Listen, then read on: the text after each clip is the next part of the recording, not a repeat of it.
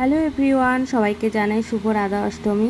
আসলে এই ব্লগটা আমার রাধা অষ্টমী নিয়েই, আর আমার জীবনের স্পেশাল একটা ডে এটা, আর তোমাদের সঙ্গে শেয়ার করতে চলেছি। দেখতেই পাচ্ছ আমি ফুল রেডি হয়ে সকাল থেকে স্নান সেরে ঠাকুরের বাসন মেজে তারপরে পুজো সেরে আমি এখানে ভোগ রান্না করতে বসে গেছি। তোমাদের দাদা ভাইও আমাকে হেল্প করছে, একের পর এক ভোগ রান্না হয়ে যাচ্ছে। আসলে আমাদের স্পেশাল দিন আজকে। আসলে আমার মেয়ে এই দিনে হয়েছিল রাধা অষ্টমীতে।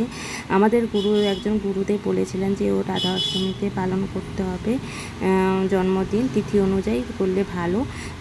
সেই দিন থেকেই পালন করা হয়। আর এবছর তো আমাদের স্পেশাল, আমার গোপু সোনা এসছে এবছর, তাই আমরা সবাই একসঙ্গেই পালন করা হচ্ছে, রাধা অষ্টমীটা আর ভালোভাবে পালন করেছি। এখানে হচ্ছে ভোগ রান্নার পরে কমপ্লিট করার পরে এখানে অভিষেক করে নিয়েছি।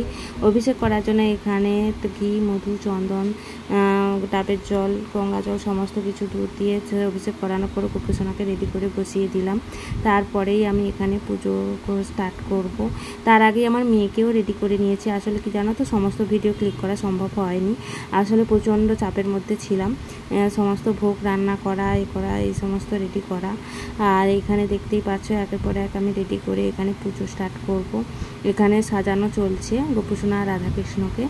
এখানে এই রাধা অষ্টমীতে আমার মেয়ে যেহেতু হয়েছিল, খুবই স্পেশাল আমাদের জন্য আর দিনটা। আর তোমাদের যদি এই ভিডিওটা ভালো লেগে থাকে অবশ্যই লাইক, কমেন্ট, শেয়ার করে দিও। এখানে দেখতেই পাচ্ছ পুজো হয়ে আছে, পুজোর থালিগুলো দেখে ভোগের থালিগুলো। Bye bye.